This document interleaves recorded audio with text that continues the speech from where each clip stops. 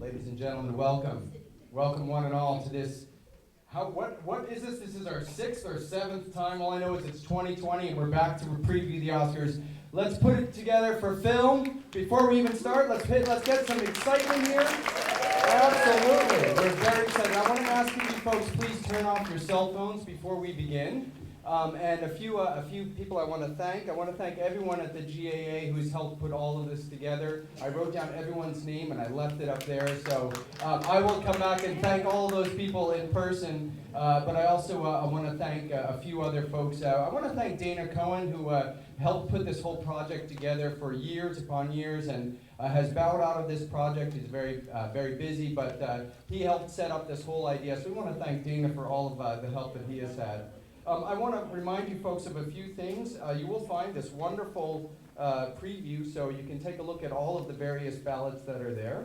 And if you're wondering who I am and why we're standing up here, my name is Max Orr. I'm the Executive Director for Carolina Public Humanities, and it's our distinct pleasure to be a co-host of this with the General Alumni Association. And the whole idea of Carolina Public Humanities is to be the public outreach arm for the College of Arts and Sciences, and it's our job to make sure we can bring excellent scholarship out to the community, and we certainly do that with the great help and cooperation of the General Alumni Association, so we want to thank them, of course, for all of their help. If you're wondering who this person is, at least tell them who you work for. Price Waterhouse Cooper. That's right. Elise Orr happens to be my daughter, and she is going to be tallying up these votes here, folks. Does everyone have one of these? Okay, this is probably the most exciting part of this whole project, is that we take tallies and we vote on the best picture. And I think we're shooting about 50-50. Sometimes the Chapel Hill audience has guessed it on the nose. Last year we were correct in naming Roma the best picture, but Green Book won Best Picture, so we don't always win. We have a wonderful, fine slate of films. I don't have a favorite on this list at all, because I haven't seen enough of them, but I'm sure some of you. How many have seen more than half of the films on this?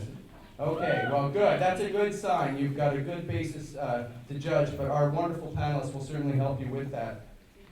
So we're going to get going. They have a whole program going. We don't want to take too much time. Elise will be going through the up and down the aisles when you're ready to cast your vote, but certainly by the end of our program, please make sure you get this to us at least about 5 minutes before the end of the program. We'll be tallying up at any time. Periodically, Elise will be going up and down and collecting them for you. So hand them to the side. No changing people's votes if you get one in your hand on the way through. We have also, we're really delighted this year to be welcoming a new panelist who will accompany Rachel Schaevitz. Rachel has been absolutely, we need to thank Rachel for putting together this program. This program started at Flyleaf Books, a wonderful place. Let's hear it for Flyleaf Books, okay? A wonderful place, but we did decide that a movie theater might be a more appropriate venue, and the first year we did it at the movie theater, we were so blessed to have Rachel Schaevitz on our staff and helping bring this up. We're a film expert. We'll talk a little bit more about Rachel later in the program. But we were wondering, what do we do? Dana was such a wonderful partner. They had a wonderful relationship up here on the stage. We said, what do we do? Who do we find? And folks, we found someone just so perfect. We're really delighted that Mike Wiley has stepped in. Mike Wiley is an award-winning and excellent actor, playwright, public advocate, and does so much work with us at the Public Humanities. And so thank you, Mike, for joining us as well. We don't want to waste your time. Let's get to the movie. So ladies and gentlemen, please welcome our two distinguished panelists, Rachel Schaevitz and Mike Wiley. And let's hear it for the Oscars.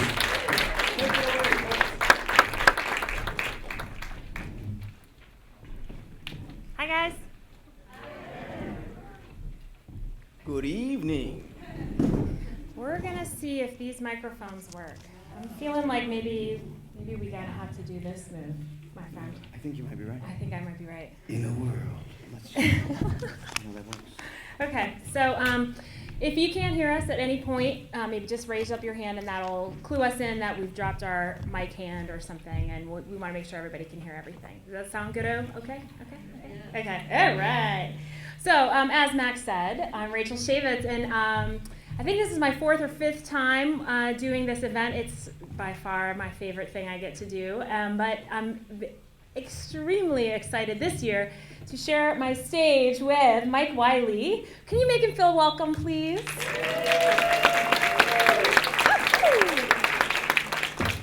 So, as you know, if you've been here before, How this program works is we'll recap the Best Picture nominees, give you some tidbits of information that you might not know about those films, and then we'll go through other films that maybe didn't make the Best Picture nominee list, but we think are worth your while for various reasons. Maybe they have an amazing performance, production design, maybe they should have been nominated for Best Picture and just were snubbed. We'll also talk about some of the different trends that we see in filmmaking and in Hollywood over this past year or over the past couple of years, and how we can see those trends reflected in the films that are nominated or in the films that are snubbed. Of course, we're going to leave time at the end so that we can hear from you, hear what your favorites were, and let you lament your own choices that were possibly snubbed. Mike. I am extremely happy to be here and really thrilled to spend it with you all. I'm a big fan of film. I grew up on films. A lot of people always say, "Oh, Mike Wiley, you love film, but you're a playwright." I know, I write plays because plays are cheap to write and produce. So therefore, even though my plays are for the stage, they are very cinematic because I have grown up watching so many films, and so therefore I try and put as much as I can on the stage.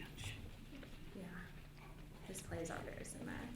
So while the Academy Awards are generally considered the highest honor a film can receive, the Academy very often gets it wrong, as Max alluded to with Green Book last year.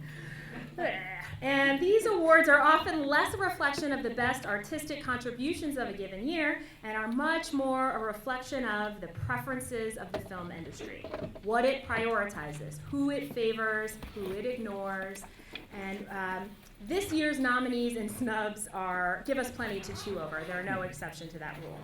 It feels easy, I think, to sort of shrug off these awards or nominations as sort of unimportant, like, oh, well, whatever, it's just an award. But we are actually here to argue why it does matter. Absolutely. Every year, somewhere around the middle of the Oscars, when so many individuals are getting snubbed or not even recognized, people start to say, well, why do we care anyway? Or why do we even watch anyway? They don't care about us, we shouldn't care about them. But I found this really great article in the Daily Beast, and it sums up really well why we should care.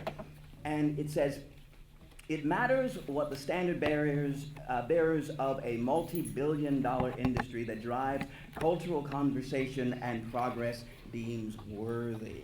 It matters what an institution that influences every decision made in that industry deems valuable. When that infiltrates hiring decisions, storytelling decisions, financial decisions, and visibility decisions, when we want our culture and concerns reflected and validated, it matters when that does not happen. And increasingly, when the nominations don't reflect what the public think they should, they are letting Hollywood know. So first we'll go through those lucky 8 that were nominated for Best Picture, and then we'll dig into some of the other trends and notable films of 2019. As I show a still from a nominee, I want you guys to, if you recognize the still, I want to hear the title, and if this is one of your favorites, give it some applause. So this is a way that we're going to sort of, in real time, take the temperature of the room and hear which ones you really loved. And if this was not one of your favorites, then just stay quiet, and the crickets will do the talking for you. All right, so let's start with our first one. What's this? Ford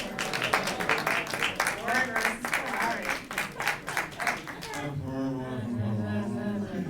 Directed by American filmmaker James Mangold, this is the story of American automotive designer Carroll Shelby and fearless British race car driver Ken Miles as they battle corporate interference, the laws of physics, and their own personal demons to find a revolutionary vehicle for the Ford Motor Company. Together, they plan to compete against the race cars of Enzo Ferrari at the 24 Hours of Le Mans in France in 1966. It has not won any major awards yet, making it a dark horse this year. I enjoy Matt Damon and Christian Bale as much as the next gal, but somehow this one doesn't seem to stack up to its competitors for me. I would agree, and actually I think it's a placeholder. I think it's a placeholder to keep the Academy from, remember, adding a popular movie category, right? Over the last few years, they've been debating about, oh, we should add a popular movie. But seeing as movies like, I don't know, Black Panther and Joker and Ford vs. Ferrari have done so well, it's kept them from having to add that particular category. The only other major category Ford vs. Ferrari is nominated in is editing. And why? I believe it's because it's a fast-paced movie about race car driving. Okay, so we're having a little sound issue. I'm going to ask you to hold the mic just like Rachel. And I'm going to sneak behind you and see if I can get rid of the hum. Okay? This one, Ford vs. Ferrari, currently holds 92% fresh score on Rotten Tomatoes. The general consensus being that it delivers on the polished racing action sequences that car people really want to see, and adds in enough character-driven drama to satisfy audiences who just don't really care that much about cars.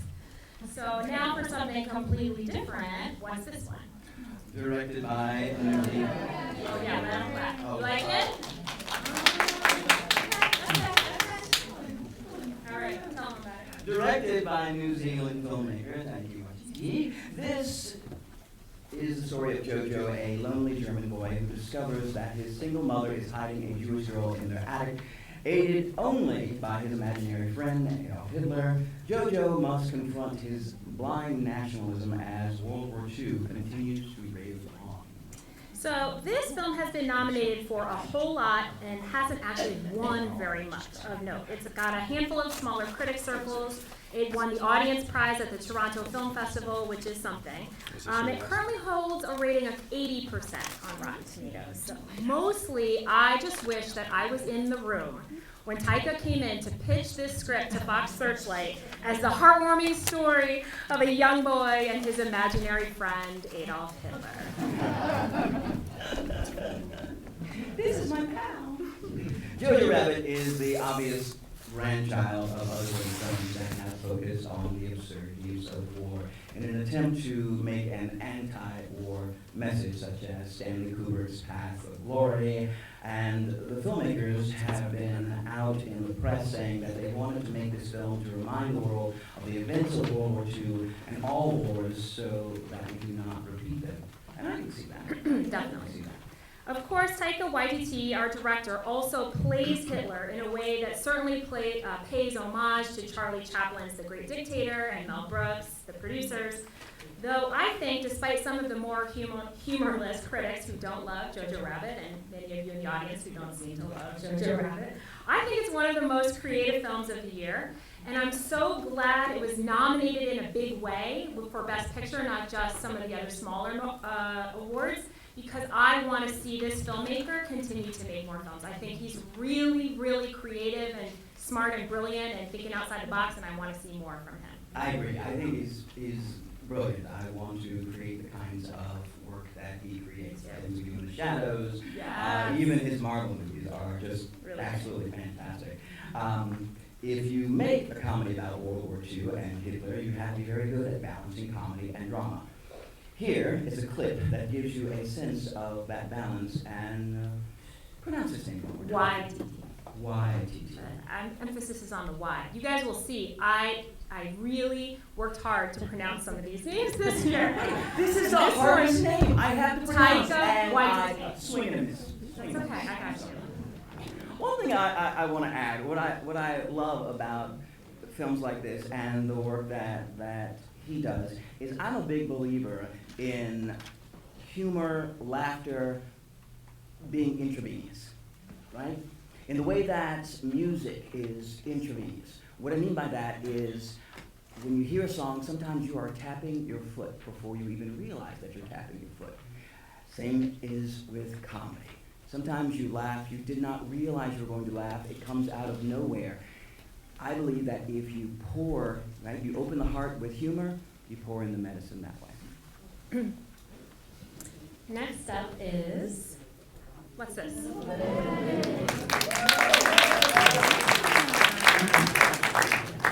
Written and directed by American filmmaker Greta Gerwig, this adaptation draws on both the classic novel and other writing of Louisa May Alcott and unfolds as the author's alter ego, Jo March, reflects back and forth on her fictional life. This is the story of the March Sisters, 4 young women, each determined to live life on her own terms in Concord, Massachusetts during the Civil War. So far, Little Women has been nominated for a ton of Best Picture awards and plenty of Best Director awards, including a win from the National Society of Film Critics. It is ranked 95% on Rotten Tomatoes. This is my favorite film of the year, which I guess makes me pretty predictable because critics on Twitter have described this as white women's Black Panther. I gotta say, I don't really think it's the story that made me love it. Of course, I read the book and I do love these girls, but I think the combination of all the aspects of the craft coming together, performance, cinematography, production design, and costumes, the music, the editing, I could barely find a fault with it. Sometimes I leave a theater saying, that's why I want to make movies, and this was one of them.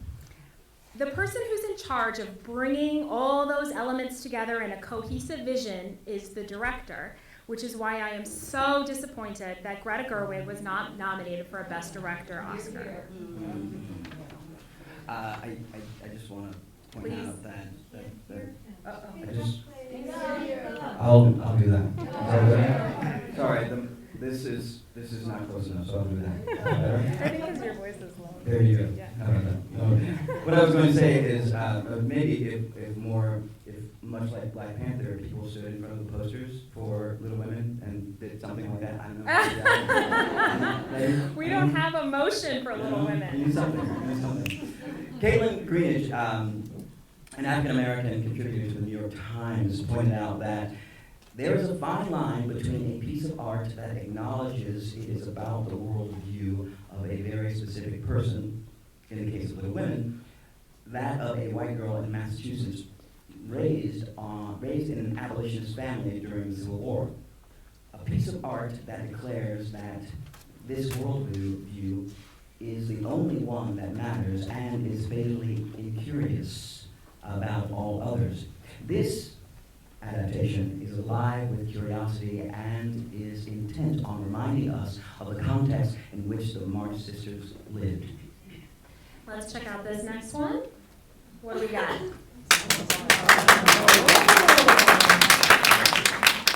Once Upon a Time in Hollywood.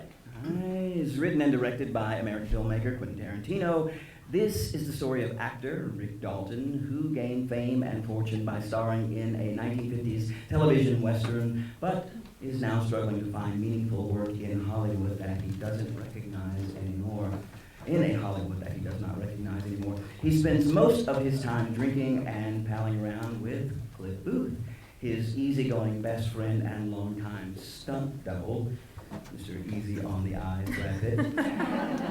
Rick also happens to live next door to Roman Polanski and Sharon Tate, the filmmaker and budding actress whose futures will forever be altered by members of the Manson family. This film won the Golden Globe for Best Picture, Musical, or Comedy, and Best Screenplay, and Brad Pitt has collected nearly every supporting actor award. As with all his movies, Tarantino lavishes love and attention on this era and his main characters. And this movie isn't exactly saying, make Hollywood great again, but there's an underlying sadness and fury that it ever changed. I think Tarantino saw the Manson murders as this turning point where movie stars became fallible and vulnerable, and these hippie scum were the harbingers of change. This is his revenge fantasy. I agree, and I also think that it is classic Tarantino in the way that Tarantino picks away at normal relationships till they fray or unwind or explode, and that's what makes Once Upon a Time compelling to watch. Yes. In addition to the Manson murders and the Sharon Tate slowly bubbling from the background into the foreground, the film currently holds a rating of 85% on Rotten Tomatoes, but it may surprise us on Oscar night. I think it will. If La La Land taught us anything, it's that the Academy loves a movie where Hollywood dreams come true. So what do these first 4 nominees, a racing movie, a Hitler comedy, a sisters coming-of-age drama, and an old-school Hollywood buddy pick all have in common? Drum roll. Oh! Oscars so white. Oscars are so white. Our first trend on our next slide, Paul, is this return to hashtag Oscars so white. As you may recall, back in 2016, for the second year in a row, so for 2015 and 2016, the Academy nominated only white people for all acting and directing awards, resulting in a social media firestorm known as hashtag Oscars so white. Folks were threatening to boycott the Oscars and not go to the movie theaters, and the studio heads and members of the Academy started getting nervous. So at that time, the Academy revealed that 92% of voting members were white, and 75 were male, and they vowed to improve. So, the next year, the Academy invited a record 928 new members to join in an attempt to diversify its voting rolls. Female membership went up from 25% to 31%. And, as such, 2017's nominations looked much more representative of our country and did a better job of acknowledging the achievements of actors and actresses of color. However, for 2019, we are right back to Oscars so white. Oh man, only one African American performer nominated, Cynthia Erivo as Harriet Tubman, and one international performer, Antonio Banderas, for his work in Pain and Glory. Even with this 4-year diversification initiative, the Academy remains 68% male and 84% white. There are several reasons for the lack of diversity in nominees, so let's unpack it. Okay. First, there's this notion of what makes a film award-worthy. If The Irishman, the story of white men building relationships while conning and killing and cursing up a Scorsese storm, why not The Hustlers, the story of black and brown women building relationships while hustling and conning and cursing up a storm? I agree. Why not? Again, the Daily Beast's Kevin Fallon notes that, at its core, Hustlers is a Scorsesian crime thriller, the kind that would have been all over the nominations list had it been directed by a man. Because it was helmed by a woman, it was likely dismissed as that stripper movie. Yeah. Mm-hmm. I'd venture that many voters didn't bother to watch it. And I believe that's true. A lot of voters probably said, not going to watch it. And that's part of the problem with, I think, the Academy. Mm-hmm. Unlike the Tony Awards, you have to see every show that you vote on. With the Academy, you have a stack of DVDs and you go, Hustlers? Maybe not. Maybe not. There is a misogynistic hypocrisy here. Also, if the emotional roller coaster of Marriage Story can get nominated, why not the superior emotional roller coaster of The Farewell? For me, the worst snub of the year, other than Greta Gerwig's direction snub, is the complete exclusion of The Farewell. It is my pick for must-see this year, and here is the trailer.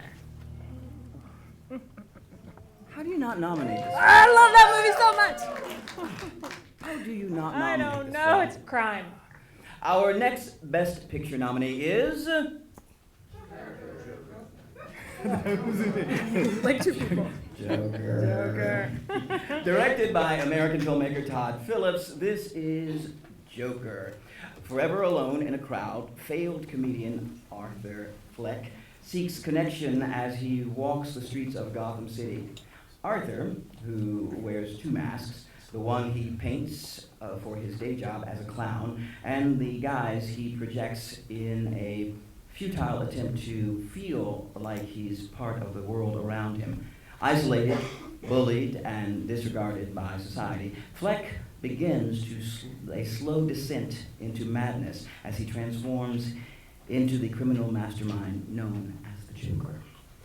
Joker won the Golden Lion at the Venice Film Festival, and Joaquin Phoenix is dominating in Best Actor awards, for sure. I think there's like zero chance he's not going to win the Oscar. It has also been widely hailed for its score, with Icelandic female composer Hildur Guðnadóttir winning several awards this year, including a Grammy for her work on Chernobyl. So she did Chernobyl and Joker in the same year. She won the Grammy for Chernobyl and the Golden Globe for Joker. making her the first solo female composer to win the Golden Globe. Now, The Joker holds a rating of 69% on Rotten Tomatoes, by far the lowest of our nominees, because this is a movie completely dedicated to the role rather than other films where the Joker is just a villain in a hero film. Joaquin Phoenix transcends all other performances of this character. He exhibits a completely grounded, real-world psychosis and mental instability to his character, which perhaps hits a little too close to home for some. This film highlights the effects of bullying. How can bullying turn into violence? Another point to ponder is the fact that you'll be hard-pressed to find anyone unfamiliar with the iconic DC comic villain. I mean, from age 8 to 80, most everyone knows who the Joker is. He is basically our Nordic Loki, I suppose. It's a known commodity, and that's what he is. That said, Phillips creates a completely new spin on the villain. Also of note when considering Joker is that Black Panther won 3 Oscars and was the first superhero movie to be nominated for Best Picture. So all eyes will be on this to see how it does, and they'll also all be on Scorsese while they reveal the Best Picture and Best Director wins, because he has openly dissed superhero movies in the press. And so if somehow Joker wins, Scorsese's reaction is going to be all over the internet the next day. I don't think there's any chance, as I said, that Joaquin won't win Best Actor. The rest of the nominations, though, will be a much tougher climb. I'm also pulling for Best Score, which would make Hildur only the 4th woman to ever win, the most recent being in 1997. It's time. But this film's nomination presents us with the most glaring double standard of the year. If Joaquin Phoenix can be nominated for his dual roles in The Joker, there is no plausible rationale why Lupita Nyong'o should not also be nominated for superior roles in Us. Yes. Both Joaquin Phoenix and Lupita Nyong'o's play with intense physical commitment, psychologically tormented characters in genre films, but only Joaquin gets the Oscar nod. Another reason for the lack of diversity in performance categories is the notion that for non-white actors, an award nomination or win seems to depend on whether the role is deserving of white pity, resulting in public outcry like this. After the nominations were announced, we saw social media erupt with thoughts like this: the Academy basically did Lupita like Denzel. We will give you an Oscar, but only when you portray yourself in one of the ways we want to see Black people. Denzel Washington won a supporting actor Oscar for his role in Glory. Remember the one little tear? The one tear. Not his flawless portrayal of Malcolm X a few years later. Similarly, the Academy prefers Nyong'o in her role as an enslaved woman, raped and humiliated in 12 Years a Slave, a performance for which she won the Best Supporting Actress Oscar in 2013, and ignores her in this year's Us. Also, we can throw in there Whoopi Goldberg, right? Remember, Whoopi Goldberg was fantastic in The Color Purple, but then she wins an Oscar for Ghost. Right. Really? Rita May. Right. I forgot that one. You and danger. With some, next slide. With some notable exceptions, slaves, nannies, maids, and criminals are the ticket to the red carpet for non-white actors. In years past, we have been able to clearly point to the lack of quality roles written for actors of color, and that is true, and certainly is still part of the problem. This year's nominations continue to ignore excellent multidimensional roles written for non-white characters and played spectacularly by non-white actors, such as... Next slide. Nora Aquafina, who won the Golden Globe but didn't even get nominated for the Academy Awards. I think we're only seeing the beginning of her. I think for sure. Her career is I hope. But it would have been good if she could have been nominated, then everybody would invest in her. Absolutely. Anyway. Jennifer Lopez's role in The Hustlers did not earn a nomination for Best Supporting Actress, even though the Los Angeles Film Critics Association named her the year's Best Supporting Actress. I mean, she's really fantastic in that role. And she was nominated for a Golden Globe, Critics' Choice, and Screen Actors Guild Awards. Lupita Nyong'o won the most lead actresses awards from critics associations of any actress this year. She was completely stumped. Not to mention Jamie Foxx in Just Mercy, Anna de Armas in Knives Out. Oh, she was so good in She was Knives so Out. good. You see Knives Out? Yeah. Wasn't she Not so fantastic good? in Knives Out? So good. So good in Knives Out. And Eddie Murphy in Dolomite Is My Name, which I watched twice. He was just so very good in that film. And of course, also snubbed was the entire cast of Parasite. Lee Hung-eun, Che Woo-sik, Lee Sun-kyun, Kan Ho-sung, and Park So-dam. They won. Yeah, I don't know if I tried my best. These guys up here won the Screen Actors Guild Award for the Best Ensemble Cast, but every single one of them was shut out of an Oscar nomination for performance. So even when the kinds of roles are written for non-white actors improves, we still aren't seeing them recognized by the Academy unless they are in subservient roles or depicting a specific kind of racialized suffering. For instance, Halle Berry in Monsters Ball. Enlisting diverse talent like John Cho and Issa Rae to present the nominations allows the Academy to create a superficial image of inclusivity without actually delivering on it.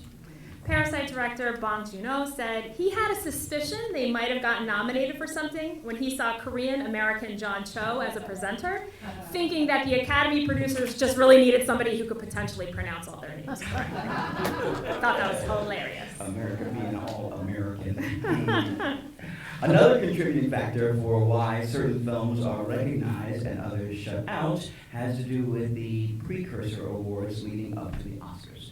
The PGA, Producers Guild of America, is comprised of 8,000 mostly American producers, and SAG-AFTRA is comprised of 160,000 actors from all over the world. So at the top you can see the PGA picked for their film of the year 1917, and SAG picked Parasite.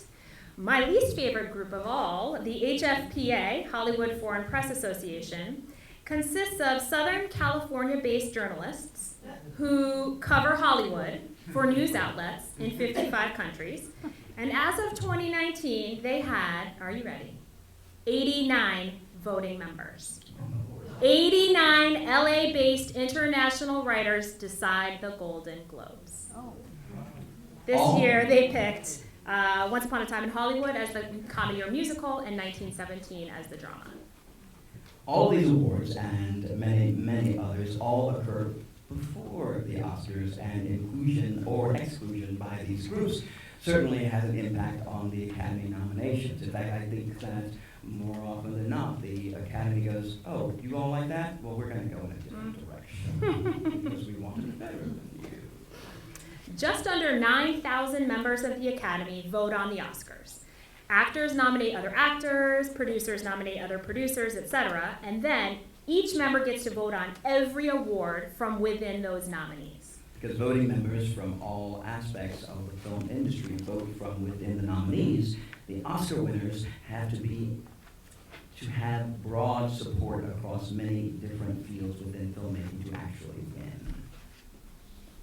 But with these many nominated films, there is a high probability that voting members will take some cues from the awards that come before to whittle down what they actually see, and so films excluded from the early awards have an even tougher uphill climb. The next trend we noticed, which is, I'm hoping that I'm going to be able to get a little bit of this in the future. The next trend we noticed was innovative technology and its impact on the films that were released this past year. Two Best Picture nominees in particular relied heavily on technological innovation, including... What's this one?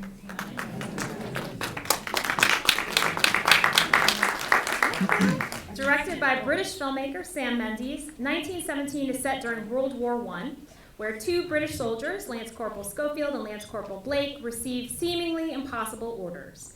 In a race against time, they must cross over into enemy territory to deliver a message that could potentially save 1,600 of their fellow comrades, including Blake's own brother. So far, It has won the Golden Globe for Best Picture Drama and Best Director, and Roger Deakins is cleaning up in the Cinematography Awards. This film currently has an 89% rating on Rotten Tomatoes, one of the lower scores of our Best Picture nominees. Filmmaker Sam Mendes and his team sought to put us as audience members into the boots of these soldiers and created a film that attempts to give us a first-person perspective of war. This works for some viewers and some critics, but for others who feel that this technological gambit results in a tense, thrilling film that puts us right into the action. So it works for some who feel it puts them right into the action, and for others, the gambit just doesn't pay off. They feel distracted by the video game feeling and find that a better film would have used all the aspects of the filmmaking craft in service of a story, rather than using a story as an excuse for trying to accomplish a technological feat. Kind of like Birdman, Right. but in a war pick. I fall into that second camp. I didn't love this film, but I cannot deny that it looks spectacular. In this first-person video game era, we have this film shot and edited to appear to be one long, continuous shot of real-time action from start to finish. It is a stunning technological feat, and for those of you who have already seen this film, this clip we'll show you now may give you a new appreciation for how they were able to achieve this. For those of you who have not yet seen it, it might encourage you to check it out, even if, like me, trench warfare films are not exactly your cup of tea. So this is a 4-minute clip that gives you some insight into how they accomplished the film 1917. I know. I agree. I feel like it's epic in its storytelling, it's epic and beautiful in its craftsmanship. It's just amazing that they pulled that off. I'm just so impressed. It really is. I completely agree. I think one of the actors said it best. It's like creating a play. Right, a piece of theater every shot. A piece of theater every shot. crazy. And that's what it looks like. Mhm. It's beautiful. Beautiful. All right, our next Best Picture nominee has relied on new technology as well, and that is Irishman. What do you think? Directed by American filmmaker Martin Scorsese, this film is set in 1950s and follows truck driver Frank Sheeran, who gets involved with Russell Buffalino and his Pennsylvania crime family. As Sheeran climbs the ranks to become a top hitman, he also goes to work for Jimmy Hoffa, a powerful teamster tied to organized crime. This one has been nominated. Yeah, that deserved a little bit. This one has been nominated for everything you can imagine. Pretty much has only won the New York Film Critics Awards, which is saying something. And Scorsese's longtime editor, Thelma Schoonmaker, has won several editing awards. That in itself is fodder for all the late night TV hosts, because with a running time of 3 hours and 30 minutes, what exactly did she cut? Just kidding. For Scorsese fans, of which I am one, we have by now learned to accept these long running times, because then you have time for a Scorsese film. You really get into these characters and get to know them over the course of a long film. And since this one was made for Netflix, you have plenty of opportunity for bathroom and snack break. It's great because you watch it and it feels like it's unfolding like a really wonderful story, like you are sitting at the lap of someone that is telling you Totally. A beautifully wound story. The Irishman currently holds a 96% fresh rating on Rotten Tomatoes, and while it is a great movie, it didn't have to overcome any hurdles to get nominated, because a mock drama starring a legendary white guy actor, Robert De Niro, and directed by one of the greatest living filmmakers, Martin Scorsese, was always going to be considered. Yep. It was an Oscar movie from the second it was announced, and until the Academy can find a way to dislodge this line of thinking, it's going to be hard to avoid situations where the lineups are as non-diverse as this year's nominee list. The Irishman and another film, this year's Gemini Man, directed by Ang Lee, both experimented with de-aging technology. This is what Mike Wiley and I would like to sign up for. We're on board for this. Just a little bit. For Gemini Man, the visual effects team, oh, I'm sorry, that's your line. Go That's ahead. fine. For Gemini Man, the visual effects team cut Will Smith's age in half by scanning his face. building a database of his expressions and merging that with data from earlier performances, like The Fresh Prince of Bel-Air, Bad Boys, and so on. The 49-year-old Smith did his acting on a motion capture stage, wearing headgear and face-tracking dots while cameras captured his every move. That performance was then combined with the information in the database to recreate a 23-year-old version of the actor. As you can see him on the side right there. It's amazing. So this was the next generation of the technology that Weta pioneered to turn Andy Serkis into Gollum for the Lord of the Rings films. It was the Weta team who made Gollum that did this. The results, I think, I don't know if you agree, I think they're spectacular, but they do require the actor to perform in these less than ideal circumstances with this whole rig on their face and all the dots all over. This doesn't look like I don't know if I could do it. I know. Not a great job, just an okay job. Terribly annoying. It would be like having headgear on when you were a teenager. And the camera's right here. Oh, I think it would be very distracting. Terrible. But I wouldn't turn it down. Right? Or the Irishman, Scorsese similarly needed to de-age his actors, which, you gotta look at it. I kind of look at Will Smith and I think, really? You gotta de-age Will Smith? I know, he looks pretty He good. looks pretty good. He looks like I'm saying, really? You make him look like we're gonna make him look a little younger. He really doesn't look that much younger. For The Irishman, Scorsese similarly needed to de-age his actors, so he called in Pablo Hellman, one of the Industrial Light and Magic's veteran visual effects supervisors, who created a new type of camera rig that would allow Scorsese to shoot as he normally would while capturing all of the data the team would need to make De Niro, Pacino, and Pesci whatever age they needed them to be. So this is the rig for any camera nerds out there. It weighs 64 pounds and it was 30 inches wide, so just 2 inches narrower than a standard door frame. It took 2 years to develop the rig and shoot the film, and another 2 years to develop the software that combines all the infrared data in the footage and then edits the film. So this technology, now that it has been pilot tested and for the most part deemed successful, I predict that this kind of de-aging is going to replace the Weta kind of de-aging. So you don't have to wear the in-your-face kind of rig Will Smith had and others have had to wear, and instead your actors can just act as they normally would, and that rig will get all the data they need to de-age them. However, with great power comes great responsibility. My precious. And in the forthcoming movie, Finding Jack, the filmmakers insisted they couldn't find a living actor who could play their lead role the way they wanted it to be played, so they are creating an entirely digital performance. That does not bode well for actors like myself. An entirely digital performance from long-deceased actor James Dean. Making an actor look younger is one thing. Resurrecting them is quite another. Quite another. I don't think we'll hear about that one again at the Oscars events. I don't think that movie's not going to be here. Okay, another trend we're seeing is the domination of Netflix. Netflix had more nominations than any studio, even Disney, including 2 Best Picture nominees, The Irishman and... Oh, 1 class, 2 class. Nice.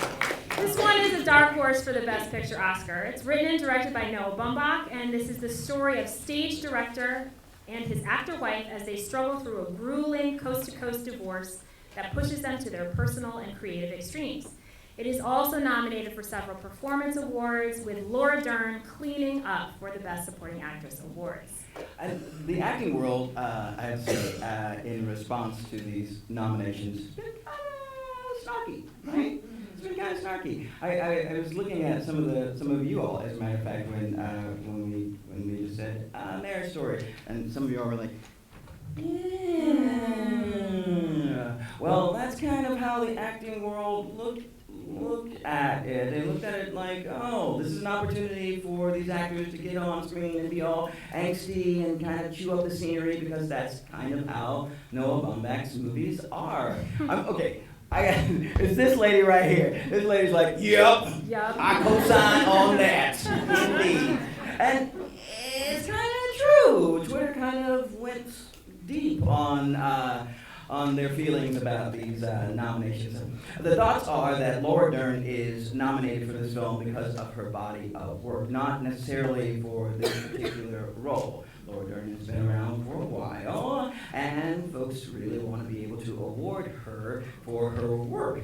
Some critics say Marriage Story might have been more in the hunt for Netflix if it hadn't put most of its eggs into the Irishman basket. I was chatting with my pal Aaron Keck, who has a radio show here in Chapel Hill, and I think he put it really well, and I told him I'd quote him at this event. This film would have been an awesome play. An awesome play.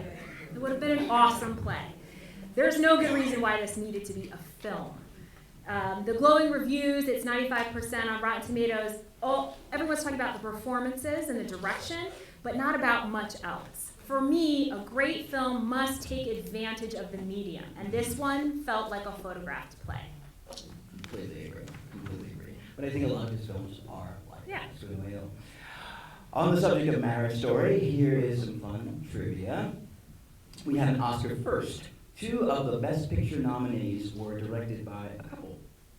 Greta Gerwig directed Little Women, and Noah Baumbach, her partner since 2011, directed Marriage Story. Right? You don't have to worry about who your date will be when your partner is competing against you in the exact same category. I'm cheering for you, baby. Well, she didn't get the direction nomination. He did.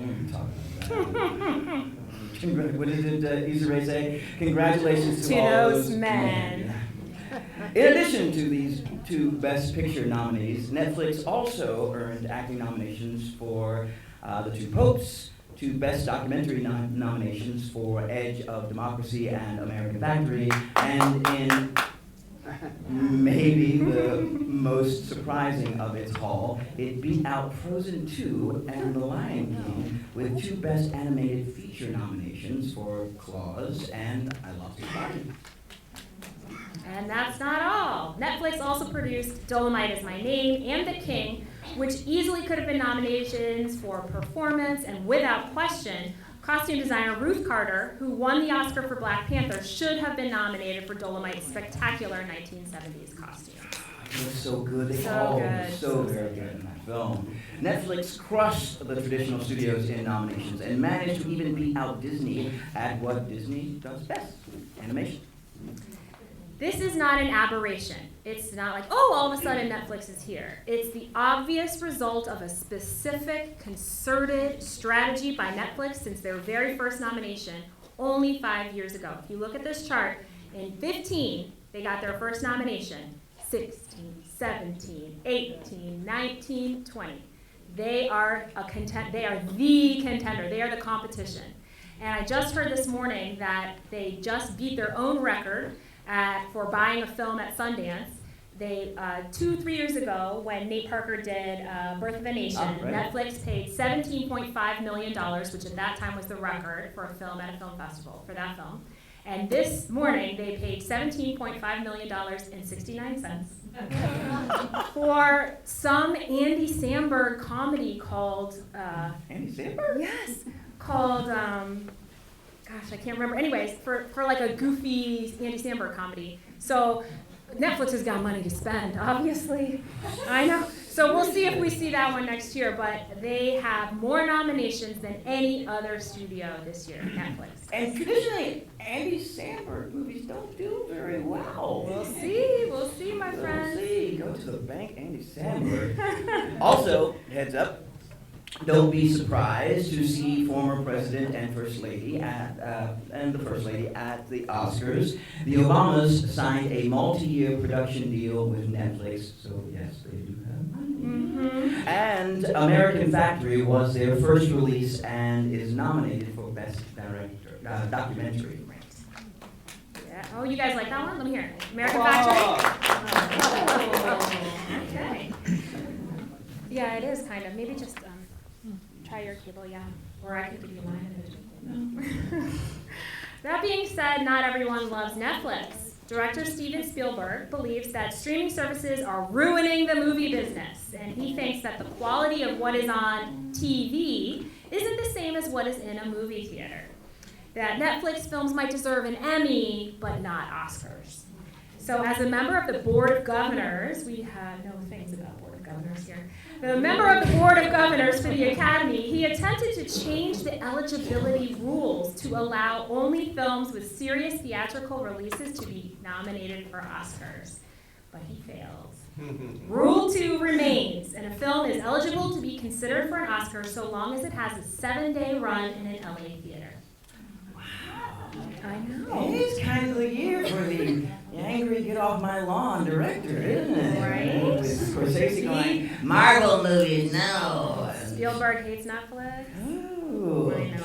In delicious irony, Netflix is being hailed as the savior of film history because it has just signed a long-term lease reopening the historic Paris Theater in New York City to exclusively show its own films. And will likely buy the Egyptian Theater in LA for a similar purpose so that even Spielberg gets his way one day. So even if Spielberg gets his way, So one day. even if Spielberg gets his way one day, they'll be covered. Yeah. Uh-huh. Sorry about my... That's okay. Historically, non-English language subtitled films could pretty much forget about being nominated for Best Picture. In fact, only 10 have even been nominated for Best Picture, but 2 have been nominated in the last 2 years, which could point to a new trend where the 1-inch barrier of subtitles isn't really that much of a barrier anymore. Parasite is the first South Korean film ever nominated in any category and is our final Best Picture nominee. I'm gonna just level with y'all. I'm gonna just level with you. I saw this film in Los Angeles, and I'm gonna tell you, I didn't realize it was going to be subtitled before I sat down. It had no idea. And then when the words started coming in, any minute they'll start speaking English. Did not have. So the next day I saw my friend and somebody that I know that Dana knows, Joan Darling, Emmy-winning film director, television director, Joan Darling. The next day, and I said to Joan, Joan, I didn't know it was going to be subtitled. And you know what Joan said? She said, the names of all the actors didn't give that away before you. Written and directed by South Korean filmmaker Bong Joon-ho. This is the story of the destitute Kim family. This is the story of the destitute Kim family begins conning the wealthy Park family into hiring each and every one of them as servants. Greed and class discrimination threaten this symbolic relationship as the Kims conspire against their ignorant employers. This film holds a 99% rating on Rotten Tomatoes, the highest of the year of our group. It has won the Palme d'Or at Cannes, the Golden Globe for Best Foreign Language Film, and in a shocking underdog win, the SAG Award for Best Ensemble Cast. We have consistently seen Parasite nominated for other awards, but nothing for the performances, which made the SAG Award, voted on by other actors, such a wonderful recognition of this cast. Without a sledgehammer, this film points out the gap between haves and have-nots and illustrates what the have-nots have to do to survive. The fact that Parasite was nominated for Best Pick without having any actor noms might bode well historically, because Slumdog Millionaire won back in 2008 with no actors nominated. My money is actually on Parasite for Best Pick. Wow. I know. That might be the dark horse, but I don't think so. 99% on Rotten Tomatoes. I think it's a fantastic film in so many different ways, cinematography and so on and so forth. However, I think the reason Parasite may not win is if the Academy decides to spread the wealth, as it sometimes likes to do, by awarding the film Best International Feature, as they did with Roma last year. Here is one of my favorite clips, and it uses shot composition to really tell the class system story of Parasite. If Parasite doesn't win Best Picture, it will win. But this year in a new category. The Academy noted that the reference to foreign is outdated within the global filmmaking community. Quote, "We believe international feature film better represents this category and promotes a positive and inclusive view of filmmaking and the art of film as a universal experience." The nominees for international feature film are Corpus Christi from Poland, Honeyland from North Macedonia, which people loved. Yes. Loved. Les Miserables from France, Pain and Glory, featuring Best Actor nominee Antonio Banderas from Spain. He might be a dark horse for Maybe. Yeah. and Parasite from South Korea. My former co-host, is he here? Yes, he is. Oh, he's good. Okay, he's here. So, screenwriter Dana Cohen shared this event with me for many years, and this year he sent in his picks. They're up on the screen in his order, and if you'd like to take a look, I'll leave them up here for a few seconds, and we'll also put them up on the Carolina Public Humanities website for you, for the Dana Cohen Pick Awards. Completely agree with Booksmart. I just Yeah. snub. So good. Totally. Booksmart is so very good. Rachel, remind them to get their ballots. Everybody turn in your ballots. Uh-oh. Put them up. We're passing down to the edge. Okay. But I also have to say that The Last Black Man in San Francisco, again, snubbed. If you've not seen that film, it's on Amazon. It's so fantastic. We'll put our snubs up on the website too. All right. Uh-oh, more ballots in the back there, Elise. Rusty. More ballots? Yes. Got his ballot. Okay. Uh-oh. All right. As we wrap up our presentation, we'll remind you that these are our Best Picture nominees. Do you need some time to, Don't Yeah. worry, I got something planned. uh-oh, Max has something. Is that the end of our production? That's the end until questions and comments, yeah. Okay, well, first of all, let's put our hands together. Mike Wiley, and what we'll do now, folks, let's open it up for questions while we're tallying. So if there are any ballots, please send them to the side. And I see a question in the back, ma'am. Go ahead. Can you give us your recommendations from snubbed films? Which ones to see? Yes. So mine is The Farewell. Okay. So that was the clip of the girl who goes to China because her grandmother has the cancer. That, I think, was snubbed for direction. I think it was snubbed for lead actress and supporting actress. I think it was spectacular, and that is my snub pick of the year. Did any other, like, It got nothing. It got Nothing. completely shut out of the Oscars. but like any other, Oh, certainly, absolutely. She had a ton of buzz. So Aquafina is the lead actress, and she's the goofy character from Crazy Rich Asians a few years ago. She's a comedian, and has been up until this point. And I love when, in like an Adam Sandler kind of a way, when like in Uncut Gems, which is playing here right now and other places, when somebody who's made a living as being a goofball shows that they actually can act. And I think we are going to see a really long, amazing career from this young woman because she's not just hysterical, she can also play a really deep, intense, beautifully nuanced performance. And everybody was talking about her, so it was definitely kind of a surprise that she was passed over for the nomination. What's your snub pick of the year? I have to agree with Dana on Booksmart. Right? I agree with Booksmart. I thought it was a really well put together film. It's hilarious, it's poignant. Even though I can't necessarily identify with the story because that's not my life. I still identify with it from my own teenage years and best friends gone, best friends lost, and so on and so forth. So I really think it was a beautifully made film. I also think that again, The Last Black Man in San Francisco. Oh goodness gracious! I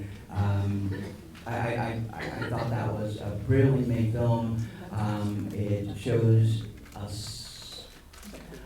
side of African American men that we just don't see in major motion pictures.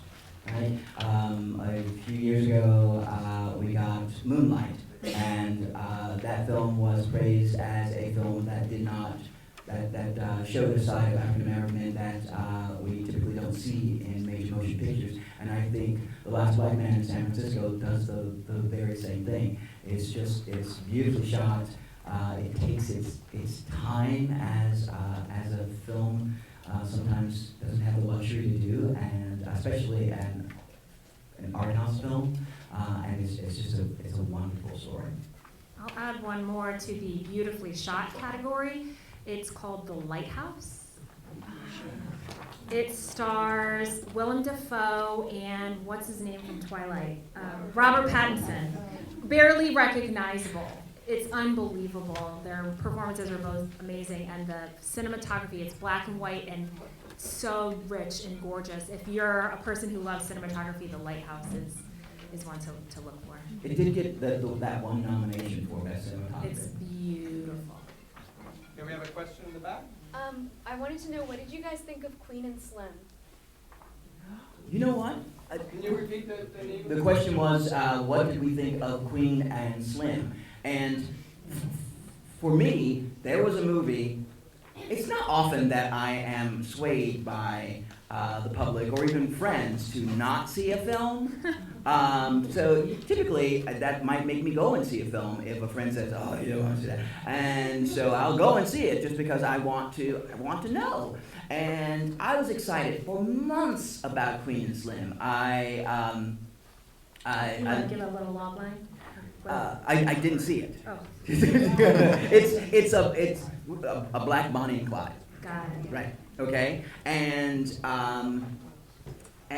so several people said to me, several people that I respect their opinions, said, sorry, this microphone keeps going. Sorry about that. Several people said to me, around the middle or third act of the film, it takes this really wacky left turn, and from what I understand, people left. They were so upset by it, whatever that wacky left turn was. I said, don't tell me, because I'll still see it. I'll see it at some point. But I'm not sure what that was, but because it was so disliked by folks that I knew, I decided not to see it. I didn't want to be disappointed. Did you see it? Do you recommend it? I feel Ooh, like yes. I liked some parts of it, but it wasn't, like, I don't think it should have been nominated for Best Picture, but maybe, like, cinematography. Okay. So Queen and Slim, maybe worth watching because it's beautiful. Question up here in the front, and then we'll have one over there. Okay. Oh, Portrait of a Lady on Fire. That's another one that should have been nominated for cinematography. Absolutely gorgeous. What did you think?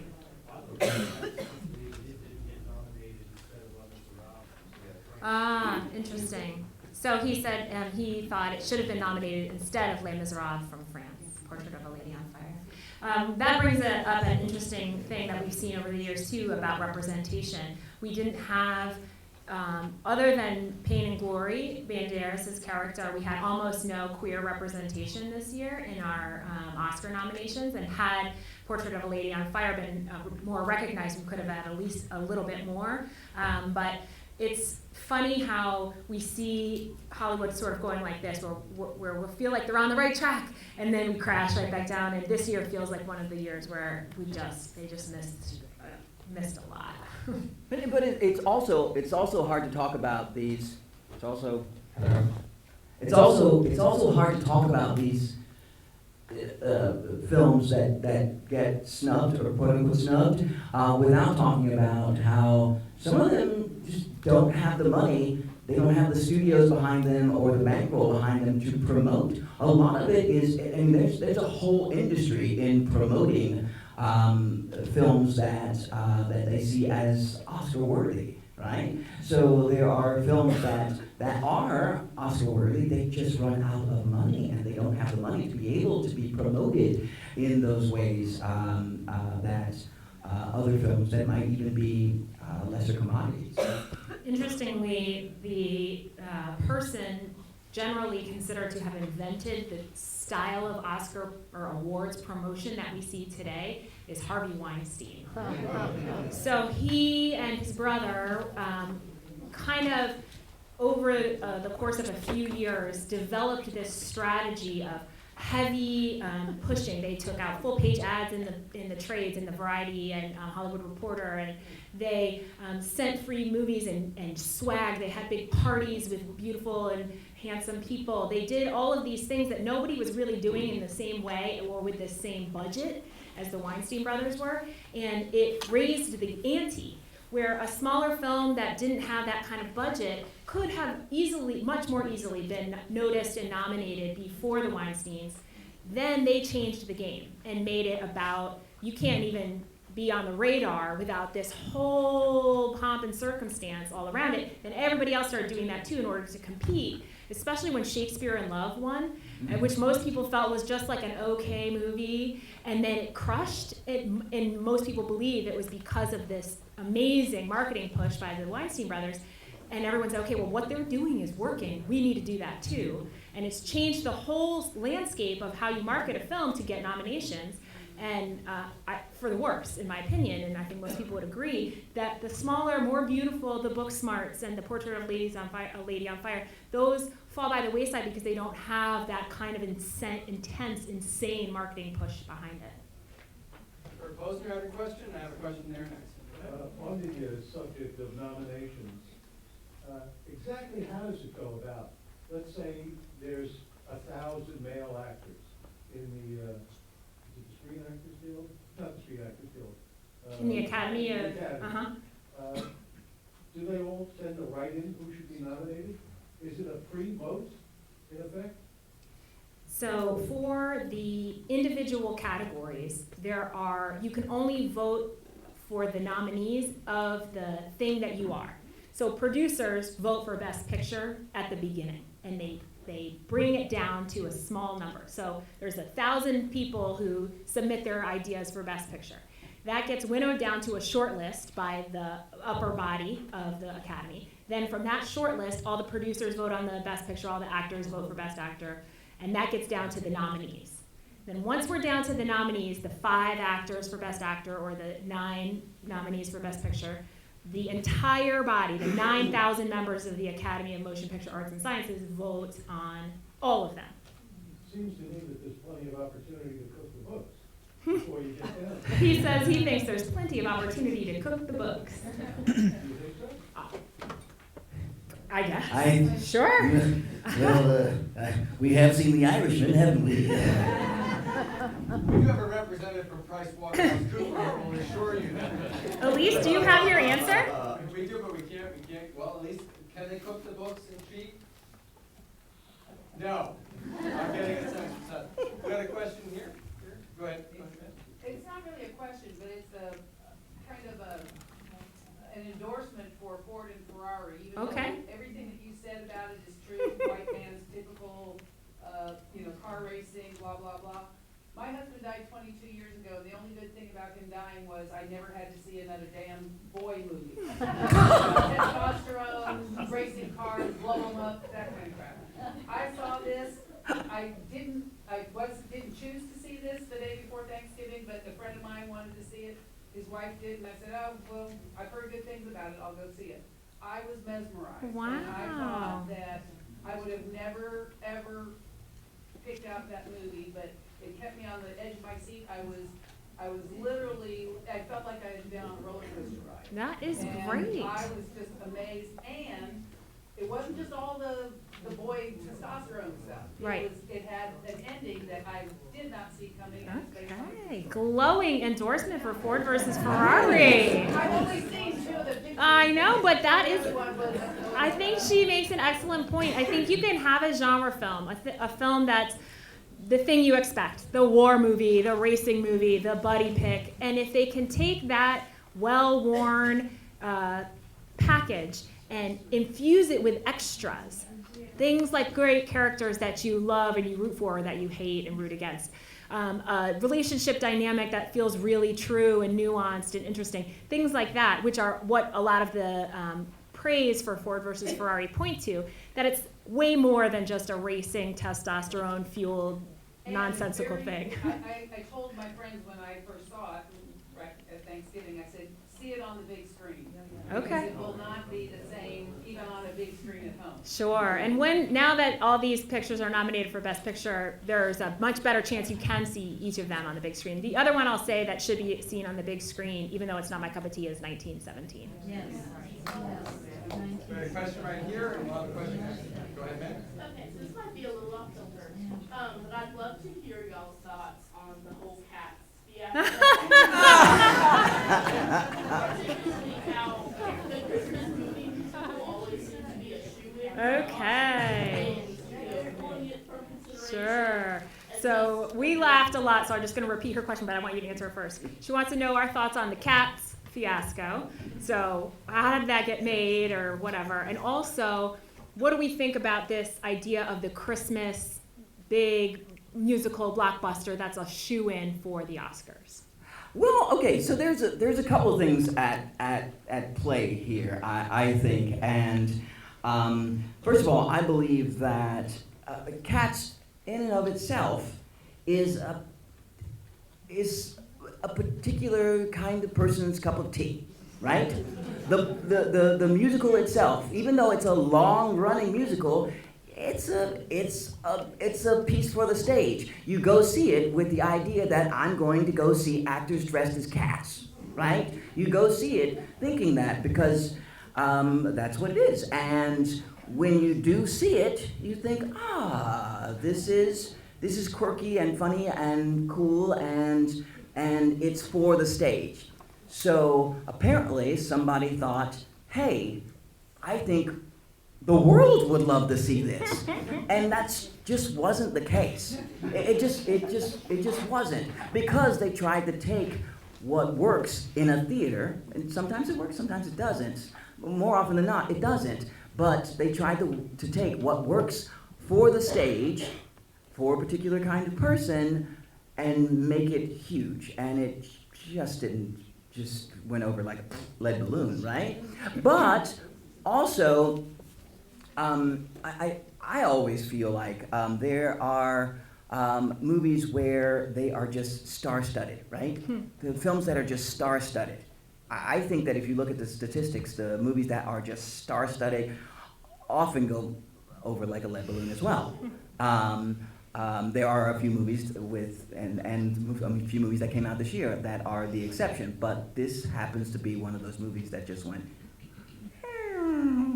And then it may just have a resurgence given the comments from Twitter and the individuals that say, hey, go see it drunk or go see it drunk. So it may just end up being like Spinal Tap in a few years or Rocky Horror Picture Show. People will be going to see it. And dressing up as cats. Dressing up as cats. So my take on this, those of you who've seen this talk before, seen it in my other lectures, I always talk about the political economy and the economics of the business and what role that plays.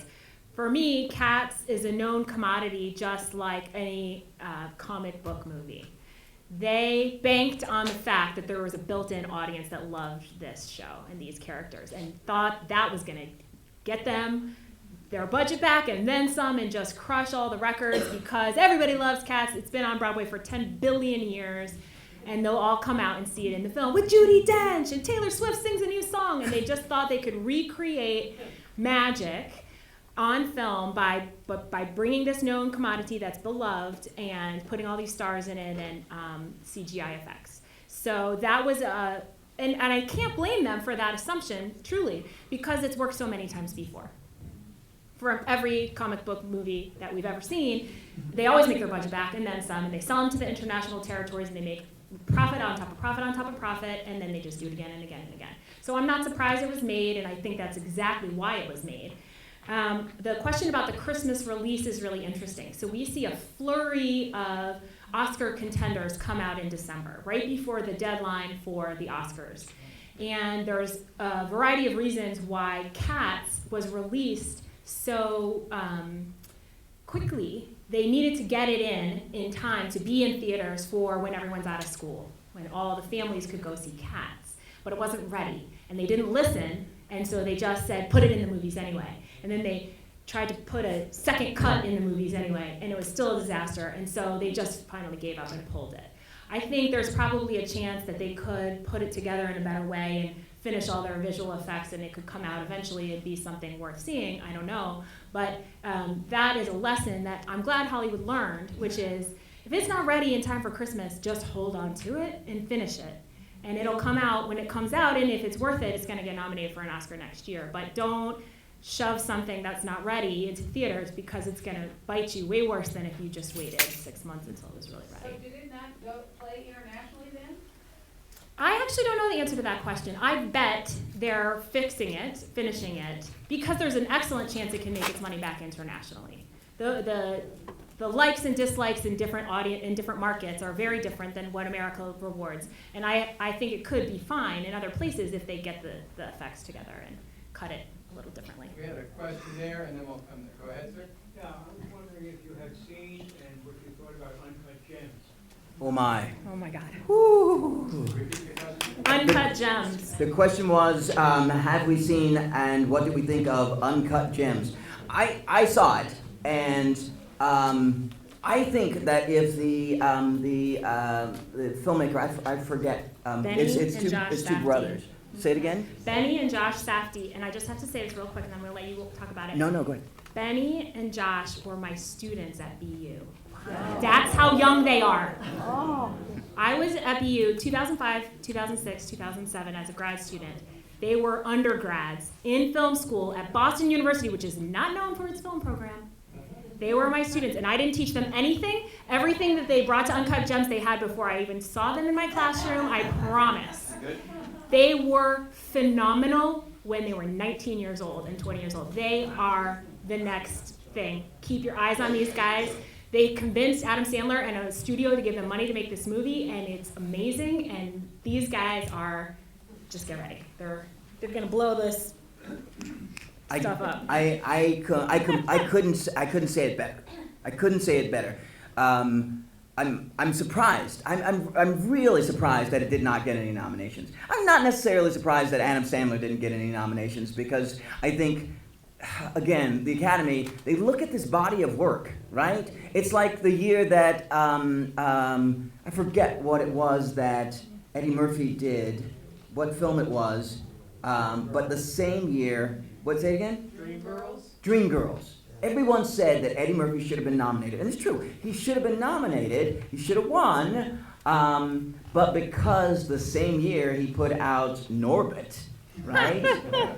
They're not. I really feel they're not going to say, yes, you deserve a Best Actor award when you're putting on all these ridiculous costumes in this other movie that comes right after it, right? And I think they probably did the same for Adam Sandler, even though he is brilliant in this film. I mean, he is fantastic in that film. And the film itself, it's so gritty and the soundscape. Good Crazy. Lord. The soundscape is so in your face the entire time that from the moment the movie starts to the end, for me, my heart was beating, just running 100 miles a minute. Because the whole time you're like, what's going to happen to the main character?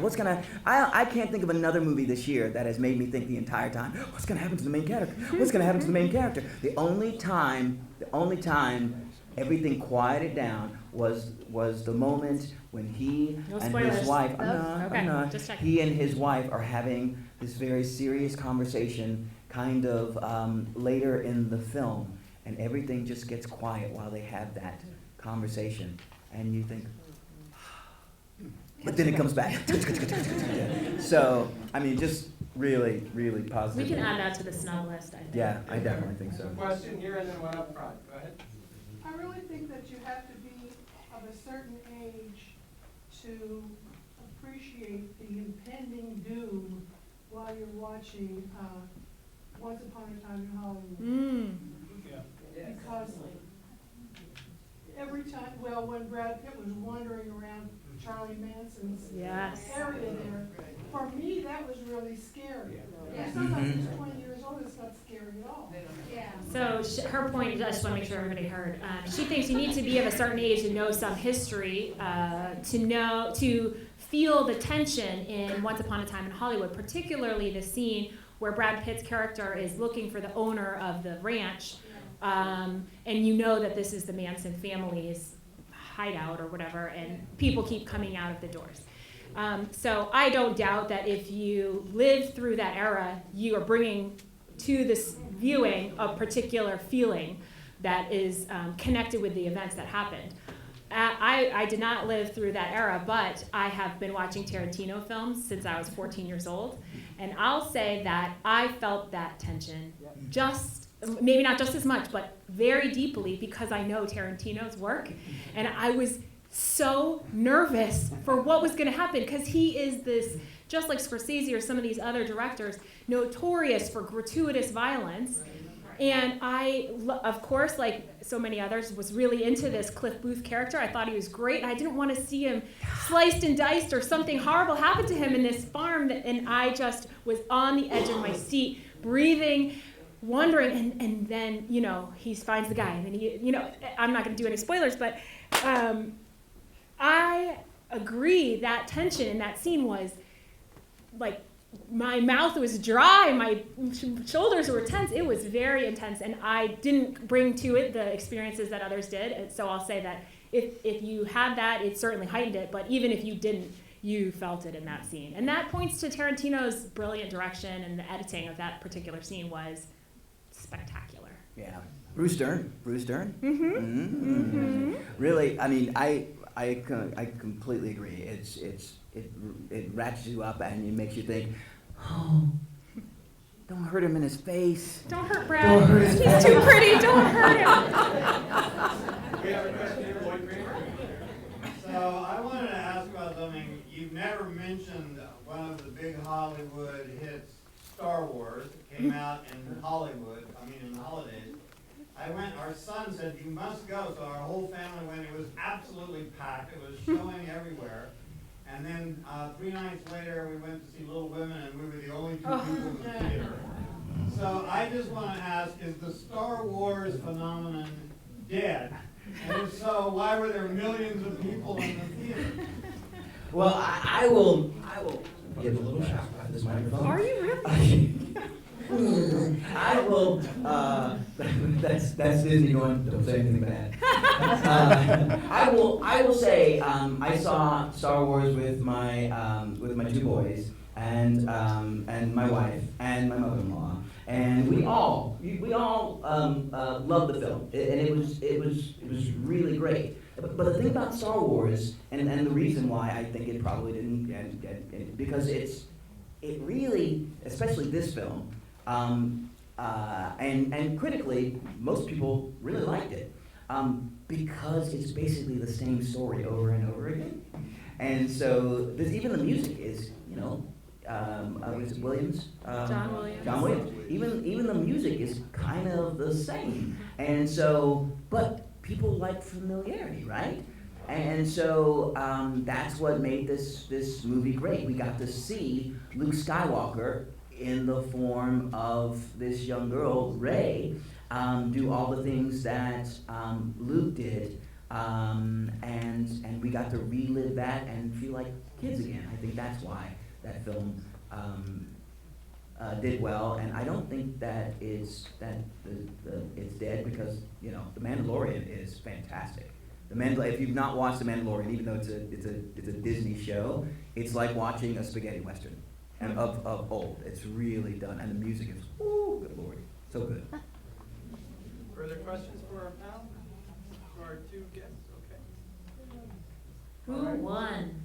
Well, we're not ready for that yet. First, let's put our hands together for Rachel. To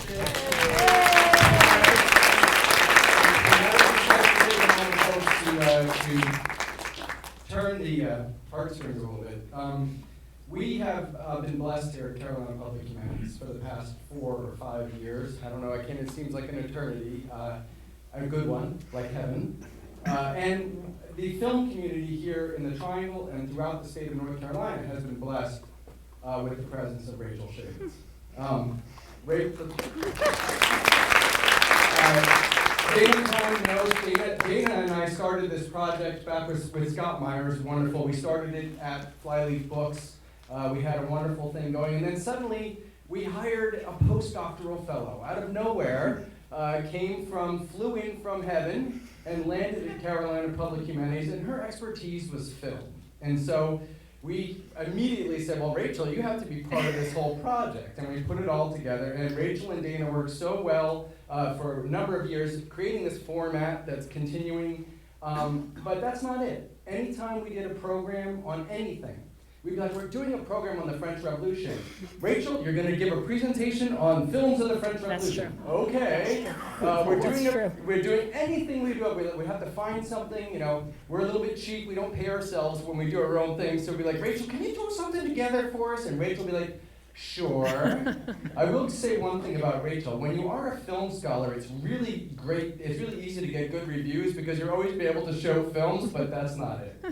Rachel always brought this incredible wit, this incredible insight from having worked in film for a number of years, from having studied film and the production, as well as in understanding the whole industry, working in various aspects of it. We are losing an incredible asset to the world of film and to the world of public humanities. Rachel is relocating to New Zealand, where she has decided to remake all of the Lord of the Rings films herself. My precious. Yes, my precious, exactly. We're going to get some, Rachel's going to get that technology going there for her own Smeagol. Anyway, Carolina Public Humanities is losing an incredible advocate for the public humanities. What Rachel has done throughout the state of North Carolina is absolutely remarkable. We hired Rachel, a postdoctoral fellow. Lloyd Kramer's here, director of Carolina Public Humanities, and as we were putting together this idea that we needed somebody who could take what we do, Carolina Public Humanities, and take this incredible idea of the scholarship and faculty at UNC and bring them out into the community. We said, we want to do this throughout the state. How do we do this? So we decided community colleges would be the best way to do it. We brought Rachel in, and when we interviewed Rachel, excuse my language for a moment, but when she left, I said to Lloyd, Lloyd, she's going to kick our you-know-what. I didn't say it. I can't say it on stage. My daughter's here. And it's absolutely true. Rachel has not only created from scratch an entire outreach program where we're going to dozens of community colleges throughout the state and bringing incredible scholarship, including some of her own presentations on film. She's done that, but she's also done so much more. Created a cinema school up at the Chelsea Theater, which will continue. A wonderful opportunity to have sort of a book discussion around film. Please grab our brochure and come to these. They're fantastic. We're doing them in the afternoon now, so you don't have to wake up early and go to a film. That's been a great thing. She's the Humanities Happy Hour across the street here. We brought Rachel and we decided we wanted to do something more at night, and I was doing things down at the comedy club and a few things, but we just could not sustain it. You needed a certain level of energy. You needed a certain level of creativity. And boy, did we find it in Rachel Schaevitz. So it is a very bittersweet moment to see this project will be the last time for a little while. We hope that we will have Rachel on the stage with us doing this. Could I ask, please, for a special round of applause for Rachel Schaevitz?